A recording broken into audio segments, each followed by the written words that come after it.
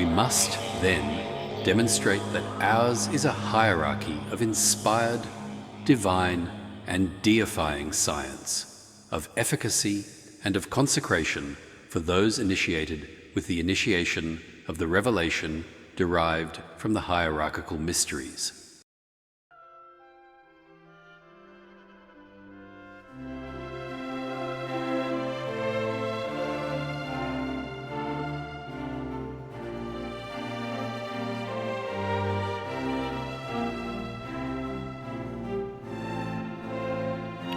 Good evening, and welcome to tonight's presentation from the Quarries, an archive of Masonic lore.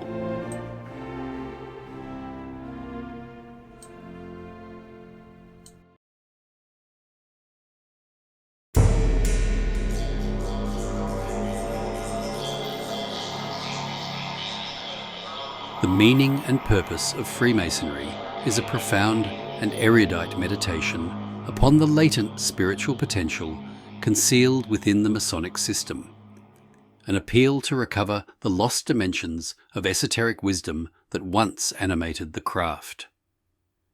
With clarity and solemnity, the author seeks to restore to view the initiatory path implicit in the ceremonies and symbols of Freemasonry, contending that the order is far more than a fraternal society or moral fellowship.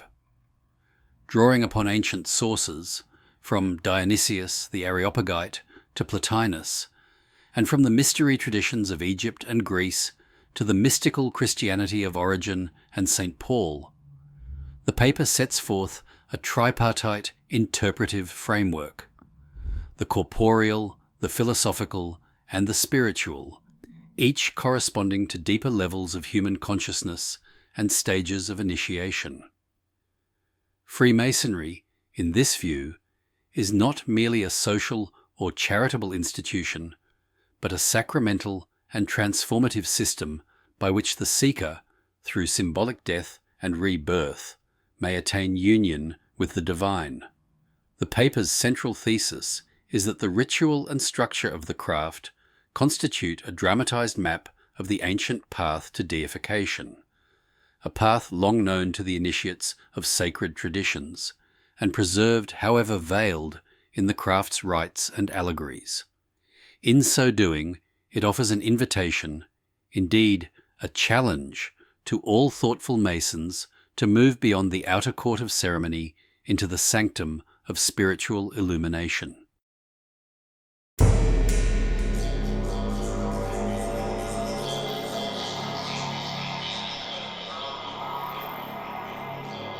Although Freemasonry is, in its essence, a ceremonial method of approach to truth, the meaning and purpose of its ritual is now but little understood by the majority of our brethren. The ceremonies of the different degrees are too often regarded as nothing more than beautiful and interesting survivals of an earlier age, to be carried out efficiently, of course, for the honour of the lodge, but as having no great significance in themselves, save as the vehicle for a few elementary moral precepts, taught openly by every great religion of the world. So many of our brethren treat the lodge as a mere social club, in which they can meet their friends and enjoy themselves, rather than as an hallowed shrine of wisdom, in which the deeper mysteries of nature and of life are unveiled to the earnest seeker. The ancient wisdom, the gnosis, once the heart of Freemasonry, has almost departed from our midst.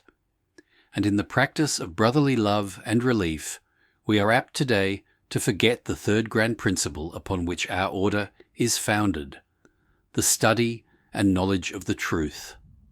For while Freemasonry in this age is perhaps the only true and living brotherhood known in the outer world, and while its charities are renowned, it must be confessed that, as far as a knowledge of the inner meaning of life is concerned, most of our brethren are in a lamentable state of darkness.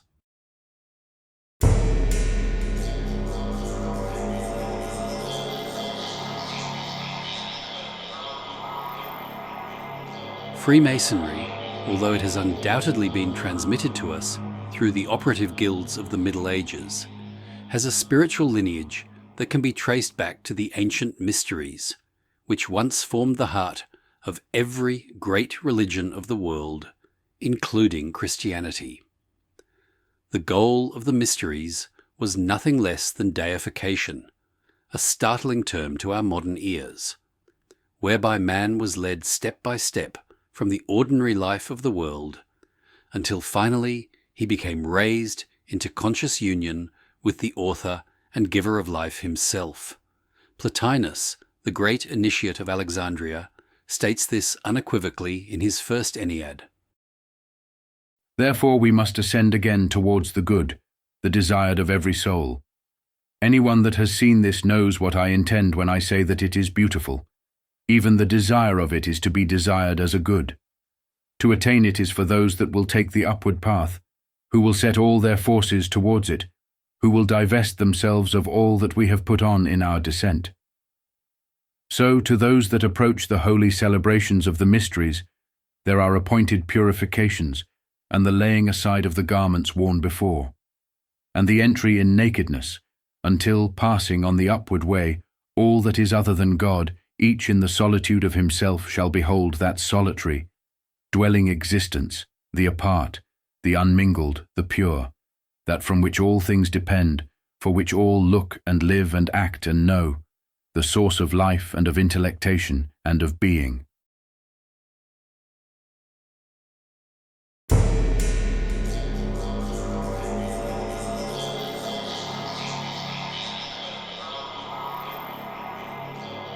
The parallel to Masonic initiation rites, which is disclosed in this statement of Plotinus, will be appreciated by all serious students of our craft, while a fresh light is here thrown upon the preparation of the candidate.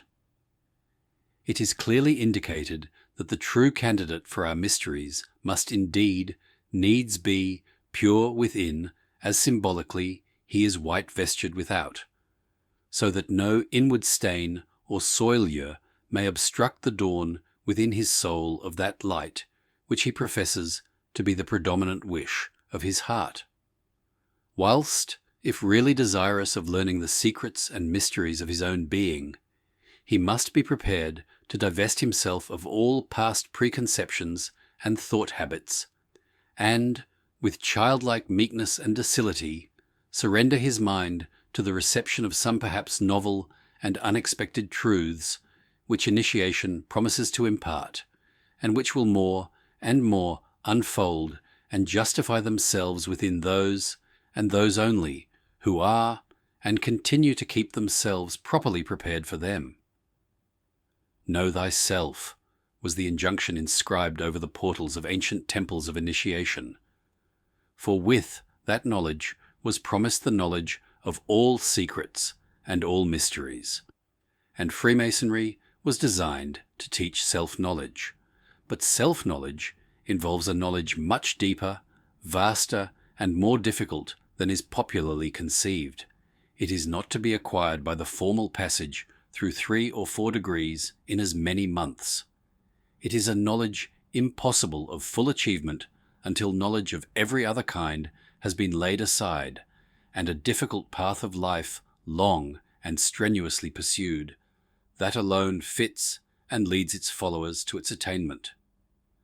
So high, so ideal an attainment, it may be urged, is beyond our reach.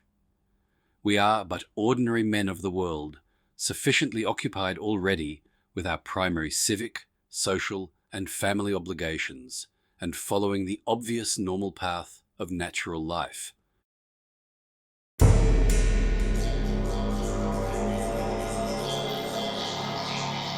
Nevertheless, to point to that attainment as possible to us, and as our destiny, to indicate that path of self-perfecting to those who care and dare to follow it, modern speculative Freemasonry was instituted. For Freemasonry means this, or it means nothing worth the serious pursuit of thoughtful men, nothing that cannot be pursued as well outside the craft as within it.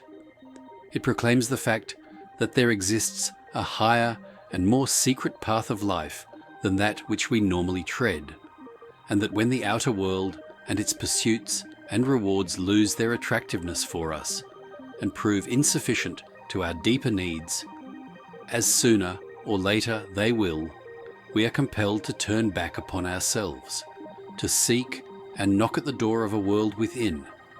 And it is upon this inner world, and the path to and through it, that Freemasonry promises light, charts the way, and indicates the qualifications and conditions of progress. This is the sole aim and intention of Freemasonry. Behind its more elementary and obvious symbolism, its counsels to virtue and conventional morality, there exists the framework of a scheme of initiation into that higher path of life, where alone the secrets and mysteries of our being are to be learned. A scheme, moreover, that produces for the modern world the main features of the ancient mysteries. For the mysteries were based upon the knowledge that man is a spark of the divine fire, evolving from latency to potency, and that by long continued training and discipline that evolution might be quickened, the spark more swiftly fame to flame, and thus the divine be made manifest through the waking consciousness of man. That this ideal of the ancient mysteries was no empty dream is demonstrated by the conclusions of the most advanced exponents of modern psychology. 20th century psychologists, basing their inductions upon the demonstrable facts of science, describe how the individual soul, the self in man, which is itself an individualized portion of the universal life, evolves from unconsciousness to consciousness through a series of successive incarnations. They lay stress upon the abnormal psychic powers which have been scientifically studied: lucidity, transcendental knowledge, and perception, which apparently function outside the limitations of time and space as we know them, as well as upon the marvelous faculties of creative genius, and show that although in the majority of men these powers are subconscious and outside the control of the will, in time they will become the inheritance of every human being. Dr. Gustave Gillet, in his valuable work, From the Unconscious to the Conscious, shows that the so-called supranormal powers belong to the self in man, and are limited in their expression partly by the early stage of evolution reached by the majority of mankind today, and partly by the physical brain of man, which can express only a very small fragment of the total consciousness. Our progress, therefore, consists in unfolding more and more of the latent powers of our being, and bringing those powers down into waking consciousness, until, in due time, we shall have realized directly the source from which we spring. All this is clearly expressed in the symbolism of the craft. In the first degree, the apprentice is concerned with the shaping of the rough stone, which has been hewn out of the living rock, has become an individualized portion of the universal life. In the din and turmoil of the stone yard, he has to knock off all superfluous knobs and excrescences from his own rude nature until he is fit for the more delicate work of the second degree. The apprentice in the workshops of the world has now become the cultured fellow craftsman, polishing and adorning with the refinements of philosophy, science, and art, the stone that he has rough-hewn in the preceding grade, until it is squared to fit in with other and similar stones for the building of the great temple of perfected humanity, no longer isolated and proudly separate, but now realizing his essential unity with all that lives.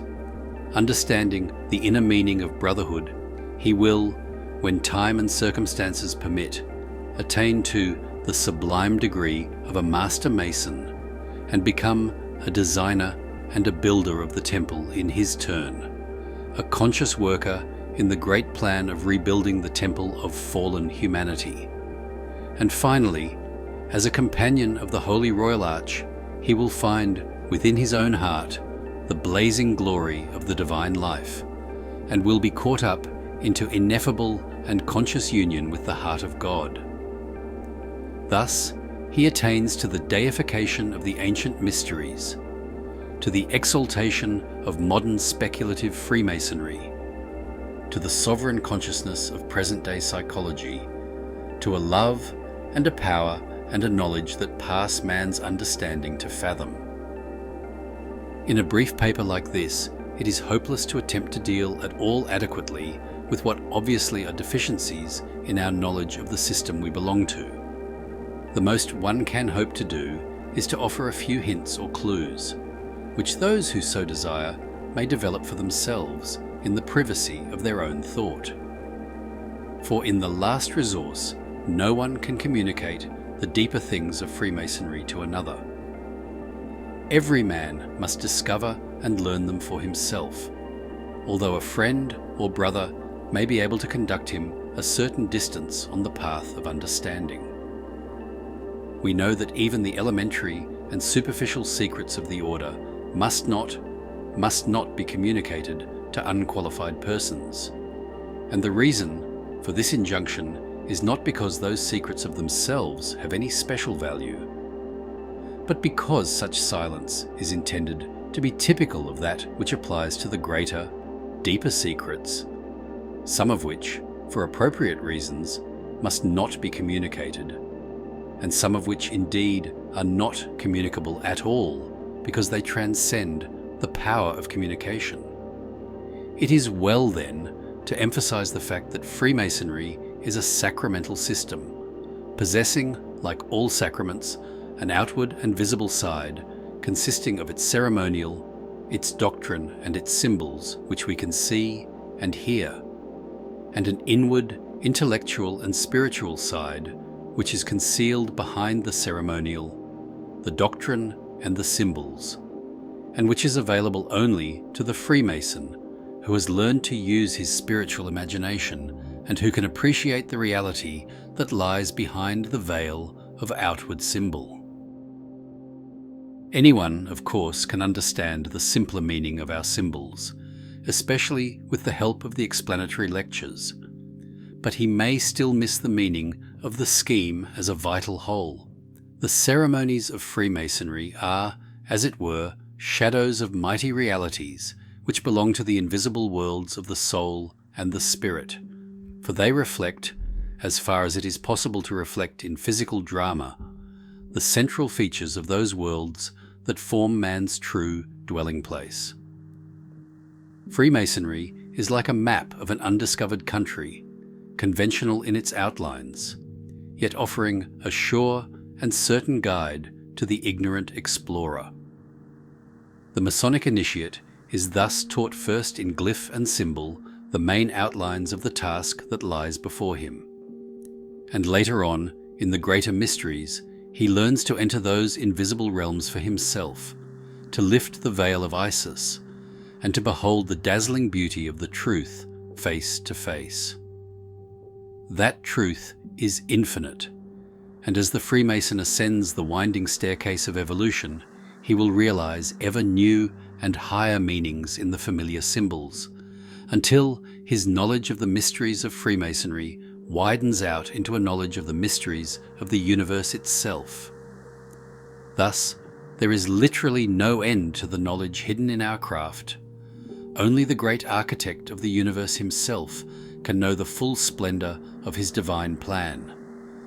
And as his craftsmen progress in their studies, as slowly but surely they grow into his likeness, he will throw open before their eyes mine after mine, treasure chamber after treasure chamber, richly strewn with the gold and gems of the many-colored wisdom of the true and living God Most High. From time immemorial methods have existed whereby the process of the development and exteriorization of the subconscious powers belonging to the soul and the spirit within man might be quickened, and through which he might be enabled to contact in full waking consciousness those worlds invisible wherein lie the keys of the problems of life and of death. For the invisible worlds, which are the true home of man, are round about us here and now, although composed of matter in a subtler and more rarefied state than can be cognized by the physical senses, and they may be perceived and studied by those who have awakened and trained the supranormal faculties that are dormant in every man. Such methods, which consist in the living of a controlled and ascetic life, illuminated and directed by the practice of certain forms of meditation, formed part of the discipline of the mysteries, and were taught to candidates under solemn pledges of secrecy.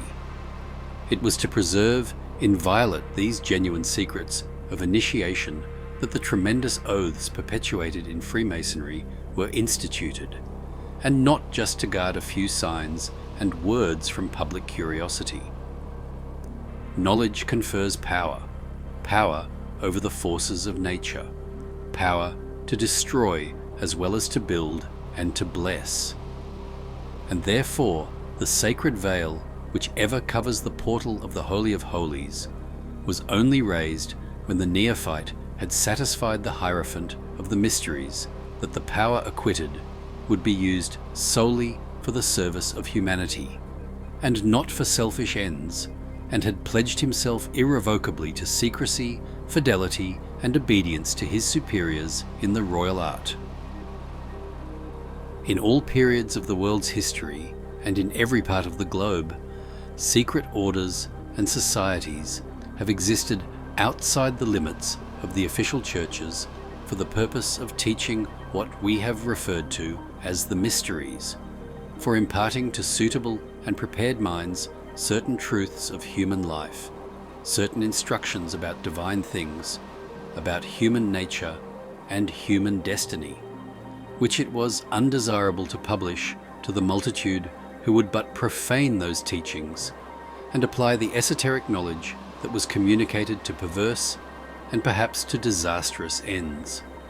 These mysteries were formerly taught, we are told, on the highest hills and in the lowest valleys, which is merely a figure of speech for saying first that they have been taught in circumstances of the greatest seclusion and secrecy, and secondly, that they have been taught in both advanced and simple forms according to the understanding of their disciples.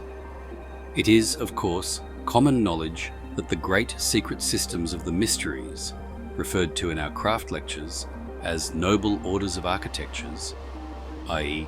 of soul building, existed in the East, in Chaldea, Assyria, Egypt, Greece, Italy, amongst the Hebrews, within Islam, and amongst Christians. All the great teachers of humanity, Socrates, Plato, Pythagoras, Moses, Aristotle, Virgil, author of the Homeric poems, and the great Greek tragedians, along with St. John, St. Paul, and innumerable other great names, were initiates of the sacred mysteries. The form of the teaching communicated has varied considerably from age to age. It has been expressed under different veils, but since the ultimate truth, the mysteries aim at teaching, is always one and the same, there has always been taught, and can only be taught, one and the same doctrine. Behind all the official religious system of the world, and behind all the great moral movements and developments in the history of humanity, have stood what St. Paul called the keepers or stewards of the mysteries. From that source, Christianity itself came into the world.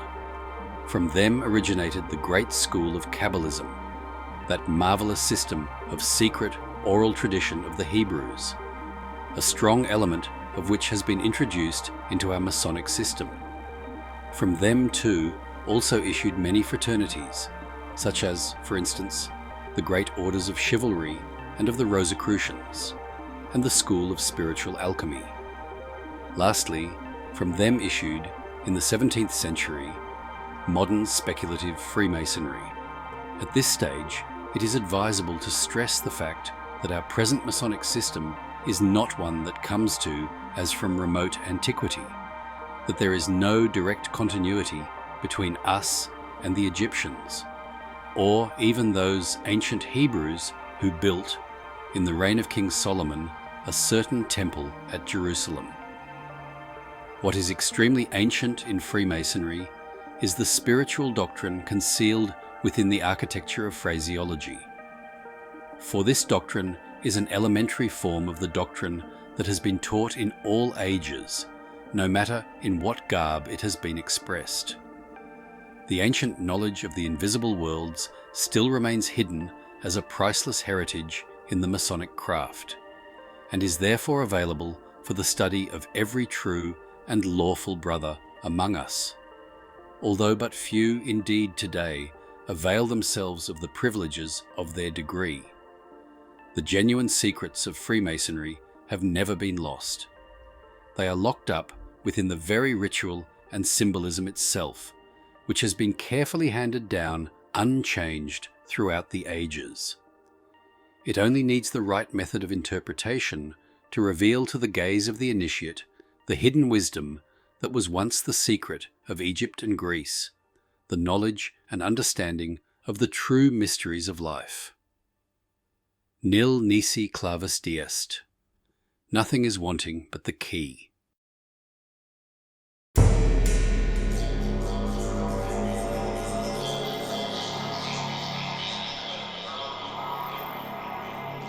It is our purpose in the present paper to give only a general survey of the ground.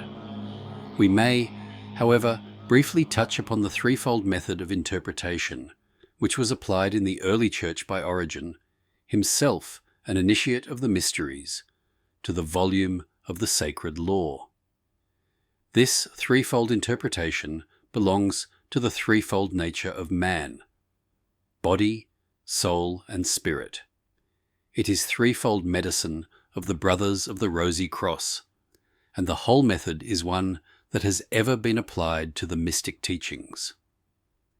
The grades of interpretation may be respectively termed literal, allegorical, and mystical.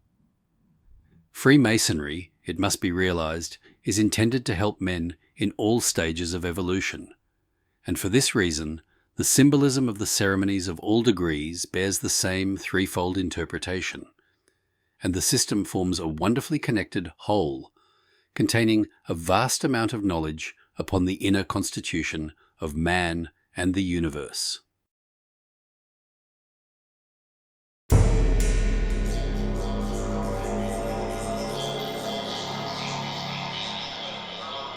We have first, then, the bodily or corporeal teaching, which belongs to the outer court of the Temple of Wisdom, to the entered apprentice of the Grand Lodge of Humanity. The average man of the world, still engaged in the work of the first degree, does not need an abstruse and detailed philosophy of life. He requires a few concrete principles by which to live, simple ethical precepts upon which he can mould his life and direct his working tools, his will, his imagination, his dawning intellect. Here, he's taught a few simple facts about the nature of God, learns that he is a loving father, who is seeking to evolve his children into his own divine likeness, and that by living up to the highest that he knows at this early stage, he will be fulfilling the plan of the great architect of the universe. The ideal set before him in the outer court is but elementary. Fair dealing, uprightness of life, honour and integrity must be cultivated to some extent. A purifying and a regulation of feeling and thought are necessary if the apprentice is to progress into the holy place. Those are the subjects for instruction in the first and second degrees. In the third degree, he learns that he need have no fear of death, that it is but the portal into a higher and happier life, and that by living on the square with all mankind during his earthly days, he will ensure happiness and peace in that state which he must enter after laying aside the physical body. Thus, in the outer court, the lessons are those of right conduct in the physical world, and the fact of man's immortality. To this grade of interpretation, the ordinary teaching of our modern craft belongs the moral and literal view of Freemasonry that is stressed so strongly in the 18th century charges, still delivered to every brother of the craft. Many of our brethren think that this is all that Freemasonry contains. But in truth, such teachings belong only to the outer court, and there is more, far more, within the temple itself.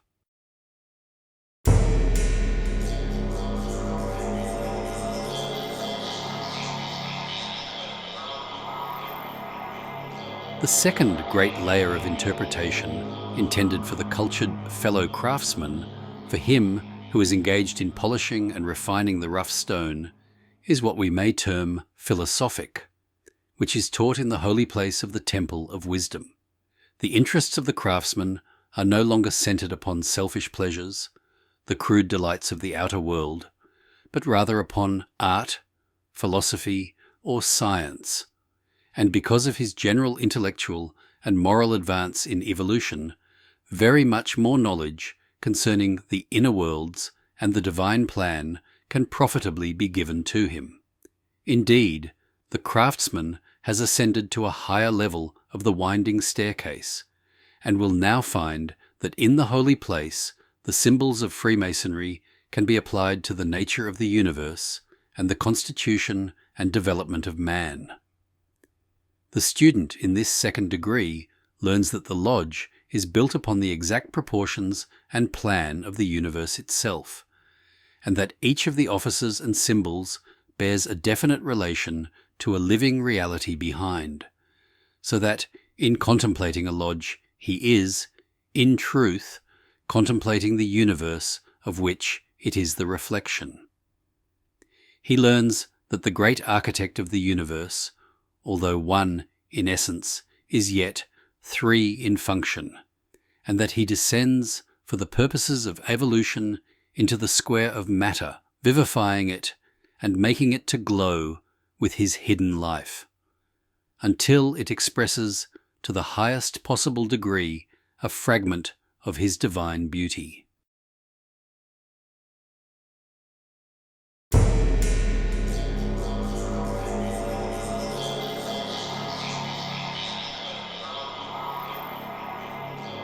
The detailed method of his unfoldment, the sequence of events in that mighty ceremonial of the universe, the passing from labour to refreshment, and from refreshment to labour again, the systole and diastole of the great heart of the world, all is reflected with amazing accuracy in the ritual enacted in the Masonic lodge.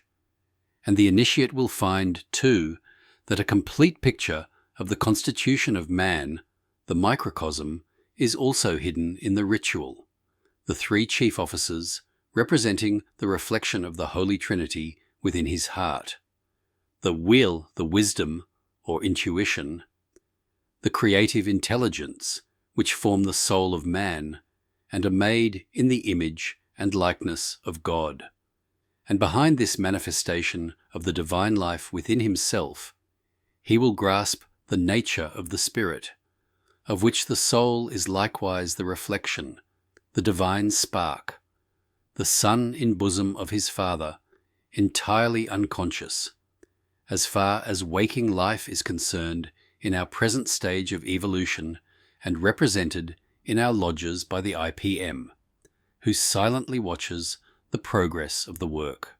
He sees that the sacred triangle within himself also manifests through a material square, the intellect, the emotions, the bodily vitality, and the physical form that he wears in the outer world, symbolized by the SD, the JD, the IG, and the OG, or T, through whom all communications within the outer world are given and received.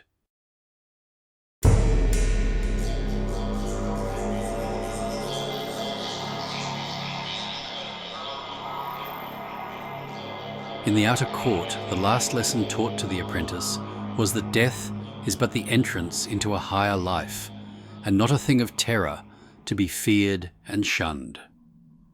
Now, in the holy place, the craftsman must learn further details about the life that awaits him beyond the grave. In this philosophic interpretation, the very doorway of the temple represents the gateway of death, and the first degree is a picture of the intermediate world into which the soul passes after leaving the physical body, whether in sleep or in death. In that vehicle through which emotions and feelings are expressed, the waking consciousness of the ordinary man. Its true powers may, by long training, be awakened and exteriorized, and then the intermediate world is perceived and known as we perceive the physical world in which we live. A clear and definite account of this stage is contained in the progressive events of the initiation ceremony, and the craftsman is thus taught what lies on the other side of death. In the second degree, the craftsman will find a picture of that state which all religions have termed heaven, that middle chamber into which all must pass to receive, without scruple and without diffidence, their wages for the deeds and aspirations accomplished while on earth. And then, by entering the deep but dazzling darkness of the third degree, he learns to rise above the transitory personality, the square of the one incarnation, until he blends with that permanent part of his being, the triangle or soul within him, which passes from personality to personality, from life to life, assimilating the lessons of the lower worlds and building them into character and faculty.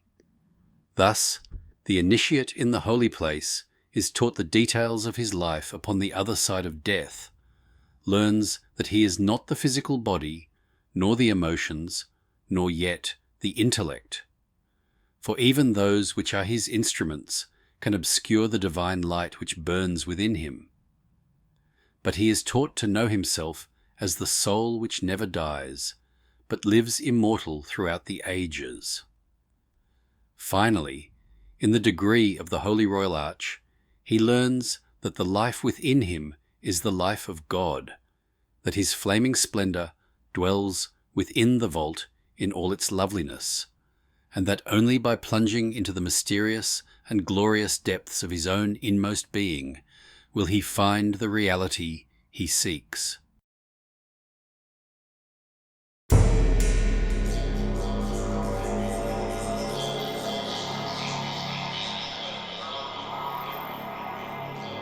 Thirdly, the spiritual teaching, which is given only in the Holy of Holies, hidden behind the veil that the God within man alone can pierce, reveals, as it were, at a higher level, the glory that was but barely hinted at in the holy place.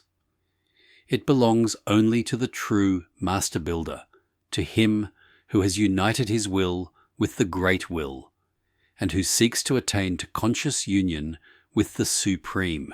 He has ascended to a yet higher spiral of the winging staircase, and will begin again as an EA, of those true mysteries of which Freemasonry is but the shadow. Now he must do, in fact, what heretofore he has but done in symbol, and must live out in the world the mysterious life of the initiate. Before him lie the 4 great stages which every disciple must pass through on his way to the light: purgation, illumination, perfection, and deification. And these are likewise symbolized by the 3 degrees of blue masonry and the Holy Royal Arch. He will now experience that state of consciousness which has ever been termed the new birth, will mystically receive the light, symbolized in the Christian mysteries by the birth of the Christ in the cave of the heart. He must pass onwards to illumination, being baptized in the river of the world's sorrows with the Holy Ghost and with fire, and be transfigured by the light of the awakened spirit within him, till he glows with a glory that is not of earth. He now goes forth into the world as a leader and a teacher of mankind, working under the personal direction of the Masters of the Wisdom, in whose strong hands lie the ruling and guiding of the destinies of earth. And eventually, after these preliminary disciplines, the initiate must suffer that last and greatest trial, by which means alone he can be admitted to a participation in the secrets of the sublime degree to which he aspires.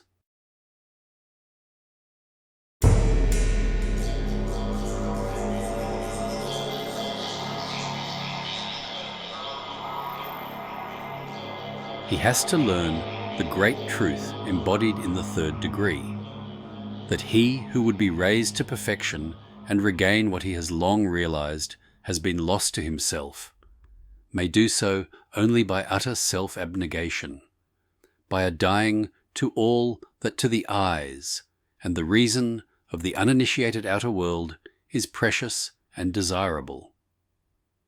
Hence, the third degree is that of mystical death, of which bodily death is taken as figurative, just as bodily birth is taken in the first degree as figurative of entrance upon the path of regeneration. In all the mystery systems of the past will be found this degree of mystical death as an outstanding and essential feature prior to the final stage of perfection or regeneration. The title of admission communicated to the candidate for the third degree is noteworthy, and as the craftsman fits himself for the teachings of this higher spiritual grade, he clearly perceives the reason for it. It is a Hebrew name, said to be that of the first artificer in metals, and to mean worldly possessions. Now, it is obvious that the name of the first man who worked at metal making in the ordinary sense has no bearing upon the subject of human regeneration. It is obviously a veil of allegory concealing some relevant truth. Such it is found to be upon recognizing that Hebrew biblical names represent not persons, but personifications of spiritual principles, and that biblical history is not the history of temporal events, but a record of eternally true spiritual facts.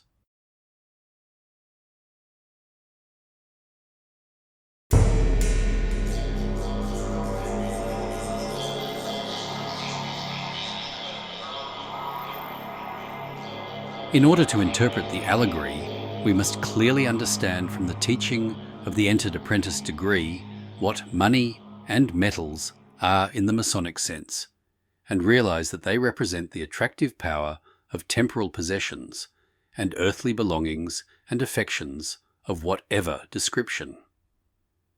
We must appreciate too that from the attraction and seductiveness of these things, and even from the desire for them, it is essential to be absolutely free if one desires to attain that light and those riches of wisdom for which the candidate professes to long.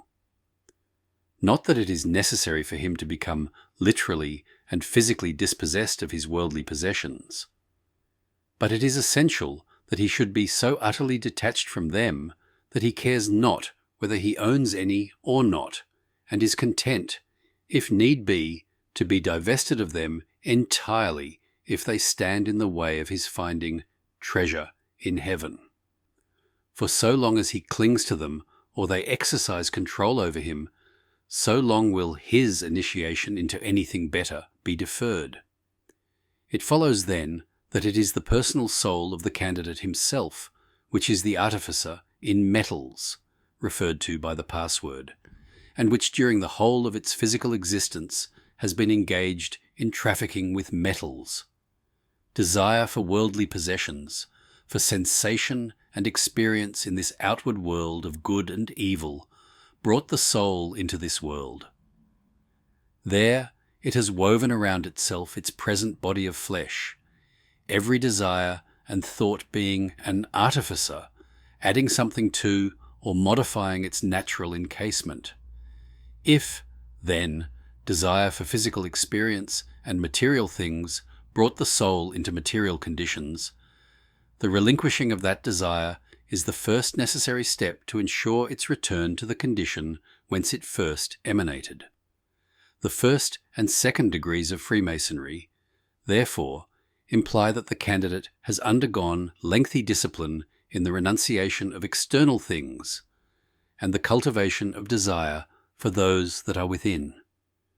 But, notwithstanding that he has passed through all the discipline of those degrees, he is represented at the end of them as being still not entirely purified, and to be still in worldly possessions, in the sense that a residue of attraction by them lingers in his heart.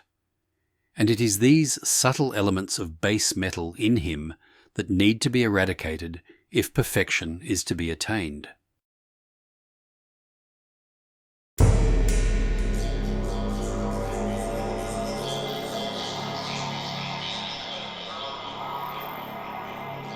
The ingrained defects and tendencies of the soul, which are the result of all its past habits and experiences, are not suddenly eliminated or easily subdued. Self-will and pride, for instance, are very subtle in their nature, and may continue to deceive their victim long after he has purged himself of grosser faults. However, all must be renounced, died to, and transmuted in the crucial process of the third degree. The first and second degrees are, strictly, but preparatory stages leading up to initiation. They are not the initiation itself, and only prescribe the purification of the bodily and mental nature necessary to qualify the candidate for the end which crowns the whole work. Only one more stage remains, that which is typified in our symbolism by the exaltation to the supreme degree of the Holy Royal Arch, for Freemasonry, under the English Constitution, reaches its climax and conclusion in the Order of the Holy Royal Arch of Jerusalem. There exists a variety of other degrees ramifying from the main stem of the Masonic teaching, which either elaborate side points of its doctrine or re-express its theme in alternative symbolism. But these, while of greater or less merit and interest, are beyond our present consideration. It is a fallacy to suppose that the multiplying of degrees will result in the discovery of important arcane secrets which one has failed to find in the rites of the craft and the Royal Arch. The Royal Arch is the natural conclusion and fulfillment of the third degree. The latter inculcates the necessity of mystical death and dramatizes the process of such death and the revival there from into newness of life. The Royal Arch carries the process a stage farther by showing its fulfillment in the exaltation or apotheosis of him who has undergone it. The Master Mason's degree might be said to be represented in the terms of Christian theology by the formula: he suffered and was buried and rose again. Whilst the equivalent of the exaltation ceremony is, he ascended into heaven.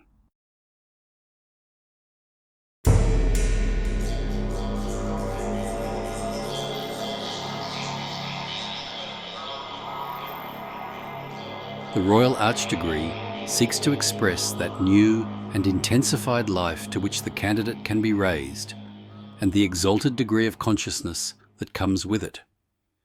From being conscious merely as a natural man, and in the natural, restricted way common to everyone born into this world, he becomes exalted, whilst still in his natural flesh, to consciousness in a supernatural and illimitable way. The purpose of all initiation is to lift human consciousness from lower to higher levels by quickening the latent spiritual potentialities in man to their full extent through appropriate discipline. No higher level of attainment is possible than that in which the human merges with the divine consciousness and knows as God knows, and that being the level of which the Order of the Royal Arch treats ceremonially, it follows that Freemasonry as a sacramental system reaches its climax and conclusion in that order. But, as the third degree ceremony so dramatically illustrates, to attain that level involves as its essential prerequisite the total abnegation, renouncement, and renovation of one's original nature. The surrender of one's natural desires, tendencies and preconceptions, and the abandonment and nullifying of one's natural self-will. By such a habitual discipline and self-denial and gradual but vigorous opposition to all these as will cause them gradually to atrophize and die down. In words familiar to us all, it is elsewhere declared, "Except a corn of wheat fall into the ground and die, it abideth alone. But if it die, it bringeth forth much fruit." As with a seed of wheat, so with man. If he persists in clinging to the present natural life he knows, if he refuses to recognize that a higher quality of life is here and now possible to him, or is unwilling to make the necessary effort to attain it, he abideth alone, gets nowhere, and only frustrates his own spiritual evolution.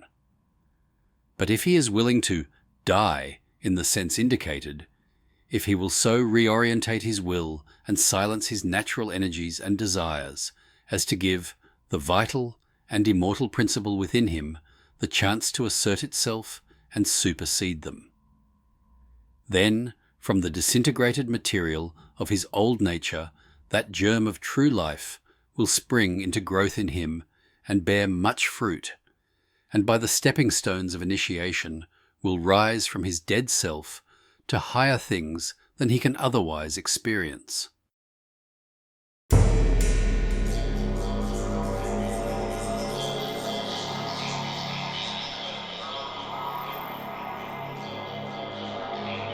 Since, however, this is a process involving a most serious trial of fortitude and fidelity, and a grapple with one's self from which the timorous and self-diffident may well shrink, the mystery systems have always exhibited an example for the instruction, encouragement, and emulation of those prepared to make the attempt and the necessary sacrifice.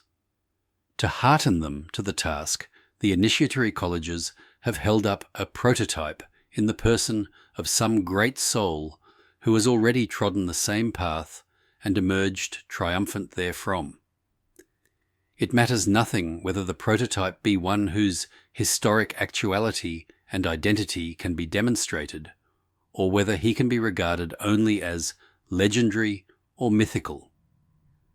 The point being not to teach a merely historical fact, but to enforce a spiritual principle. In Egypt, the prototype was Osiris, who was slain by his malignant brother Typhon, but whose mangled limbs were collected in a coffer from which he emerged, reintegrated and divinized. In Greece, the prototype was Bacchus, who was torn to pieces by the Titans. Baldur in Scandinavia and Mithra in Greco-Roman Europe were similar prototypes. In Freemasonry, the prototype is Hiram Abiff, who met his death as the result of a conspiracy by a crowd of workmen of whom there were three principal ruffians. In the Christian and chief of all systems, since it comprehends all the others, the greatest of the exemplars died at the hands of the mob, headed also by three chief ruffians, Judas, Caiaphas, and Pilate. If in Freemasonry the mystical death is dramatized more realistically than the resurrection that follows upon it, that resurrection is nevertheless shown in the raising of the candidate to the rank of Master Mason and his reunion with the companions of his former toils, implying the reintegration and resumption of all his old faculties and powers in a sublimated state, just as the limbs of the risen Osiris were said to reunite into a new whole, and as the Christian master withdrew his mutilated body from the tomb and reassumed it, transmuted into one of supernatural substance and splendor.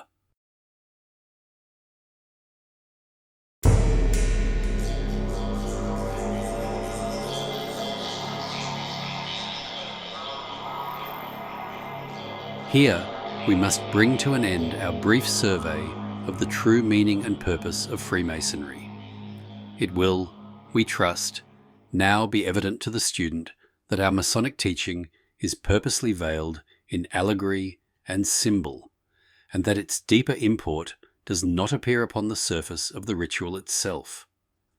This is partly in correspondence with human life and the world we live in, which are themselves but allegories and symbols of another life and the veils of another world, and partly intentional also to ensure that only those who have reverent and understanding minds may penetrate into the more hidden meaning of the doctrine of the craft. The deeper secrets of Freemasonry, like the deeper secrets of life, are heavily veiled and closely hidden. They exist concealed beneath a great reservation. But those of our brethren who know anything of them know also that they are in truth many and valuable, and that they are only disclosed to members of the craft who act upon the hint given them in the instruction lectures, "Seek and ye shall find, ask and it shall be given, knock and it shall be opened unto you." The search may be long and difficult, but nevertheless it may be affirmed that to the candidate who is, in the real sense, properly prepared, there are doors leading from the craft that, when knocked, will assuredly open and admit him to places and to knowledge that at present he little dreams of.